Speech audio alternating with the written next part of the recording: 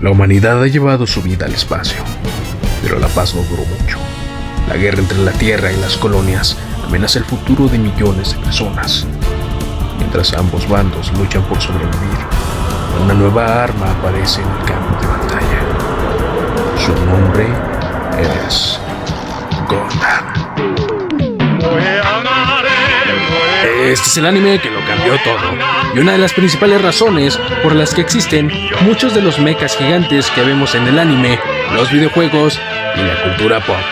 Bienvenidos al Mecha Geek, yo soy Chami, comencemos.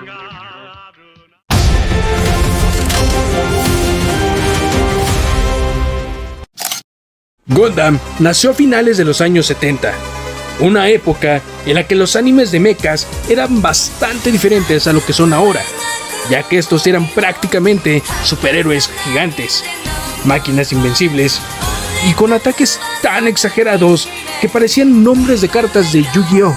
Imagínense a Yugi ahí. Yo te invoco, puño coheta supremo del apocalipsis. ¿Qué mamada? Lo sé, pero así era. Otros tiempos, chavos. Fue entonces cuando un director y escritor japonés decidió hacer algo diferente. Su nombre es Yoshiyuki Tomino.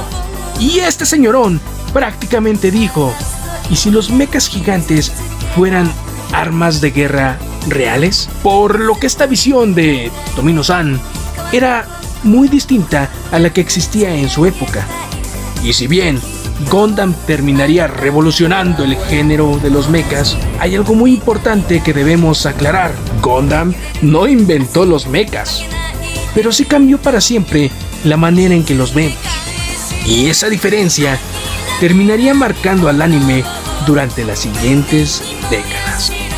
Nuestro director estaba cansado de los superhéroes perfectos, los mechas invencibles e historias infantiles donde los buenos simplemente ganan y ya. Él quería algo más humano, más político y mucho más realista. Y para entender mejor esta visión original, deben saber que Tomino creció en Japón después de la Segunda Gran Guerra. Y dicho esto, hay que recordar algo muy importante. La Segunda Guerra Mundial dejó una huella enorme en Japón, y aunque terminó hace décadas, sus consecuencias siguen apareciendo constantemente en el anime, los videojuegos, el manga y prácticamente toda la cultura geek. Muchas de las historias más famosas del país hablan precisamente sobre guerra, destrucción, tecnología militar, armas capaces de acabar con ciudades enteras o jóvenes obligados a enfrentar conflictos muchísimo más grandes que ellos mismos. Y una vez que empiezas a poner atención en esos detalles, te das cuenta de que esa influencia está presente en muchísimas de las obras japonesas. Por todo esto, no es extraño que Tomino tomara muchas de esas ideas para construir el universo Gundam. Muchas de las cosas que lo inspiraron fueron la destrucción provocada por la guerra, los conflictos políticos, el sufrimiento civil, la propaganda militar y los jóvenes enviados a pelear. Y eso se nota bastante en la historia central del anime, porque al final nadie es completamente bueno, nadie es completamente malo. Los protagonistas sufren psicológicamente y la guerra siempre viene con un alto precio. Eso era rarísimo para un anime de esa época.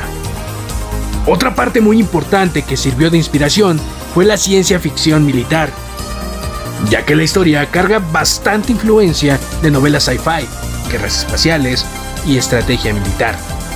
Especialmente podemos encontrar influencias de Starship Troopers o Space Battleship Yamato. Además, eran los años 70. Oh, sí, nena. ¿Tú qué haces aquí, Johnny? Esta no es tu familia. Estábamos en plena carrera espacial. Y como ya sabemos, la humanidad estaba bastante obsesionada con el espacio. Fue entonces que Tomino pensó: ¿qué pasaría si la humanidad viviera en colonias espaciales? Una pregunta que terminaría dando origen a una de las franquicias más importantes de la historia del anime. Llegamos así al año 1979, año en que nació Mobile Suit Gundam, y aquí conocemos a uno de los personajes más importantes de toda la franquicia, Su nombre es Amuro Rey, un adolescente que termina pilotando el RX-78-2 Gundam en medio de un conflicto conocido como la Guerra de un Año. Y aunque pueda sonar como la típica historia de un héroe salvando al mundo, la realidad es mucho más dura, porque Gundam nunca trató simplemente sobre batallas espectaculares. Trató sobre personas atrapadas en una guerra que jamás eligieron vivir. Y hablando del RX-78-2, ese diseño terminaría convirtiéndose en uno de los iconos más reconocibles de toda la franquicia y el anime en general. Llegando a tal punto que incluso personas que nunca han visto Gundam son capaces de reconocer su silueta. La serie fue producida por un estudio japonés llamado Sunrise, un estudio que en ese momento probablemente no imaginaba que acabaría creando una de las franquicias más importantes de todo Japón. Y vaya que la rompieron, ya que más adelante se convertiría en uno de los estudios más importantes de todo el anime. Pero algo raro es que al inicio fue un completo fracaso, llegando al punto de ser cancelado.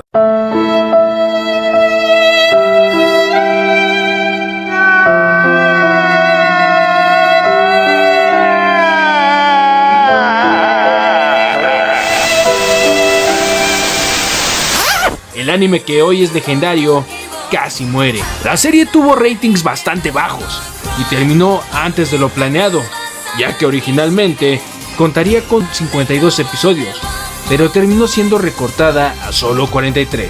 Imagínate cancelar Gundam, es como cancelar Dragon Ball porque alguien dijo muchos gritos y poca pelea.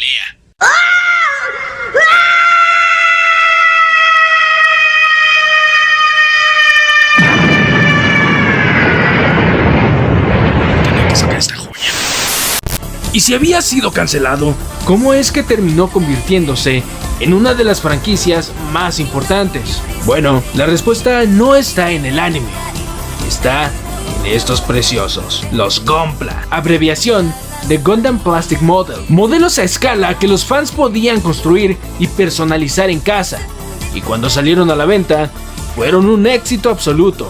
La gente que veía la serie ahora podía llevar su propio Mobile Suit a casa.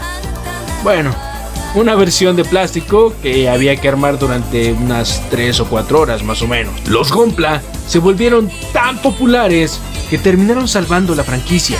Lo que había comenzado como un anime cancelado, ahora estaba vendiendo millones de modelos. Y mientras más Gunpla se vendían, más series nuevas aparecían. Y mientras más series aparecían, más Gunpla quería comprar la gente.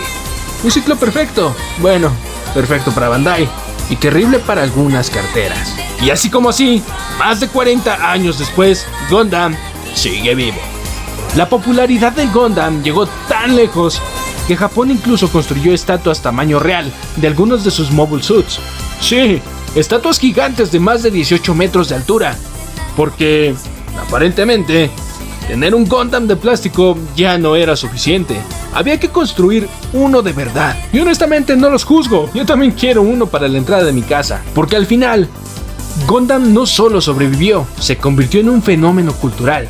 Y todo gracias a una comunidad que se negó a dejarlo morir. Una comunidad que decidió que necesitaba robots gigantes de plástico en su casa. Porque a veces, los verdaderos héroes de las franquicias no están en la historia, están del otro lado de la pantalla, y ellos son los coleccionistas. Aún nos quedan muchas piezas por descubrir, porque Gundam no fue construido por una sola persona.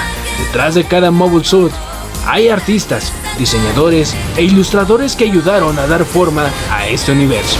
Así que acompáñanos en la próxima cápsula, donde seguiremos desarmando este mecha pieza por pieza, para descubrir quiénes fueron las mentes detrás de algunos de los diseños más icónicos de la historia del anime. Yo soy Chami y esto fue Mecha Geek. Bye.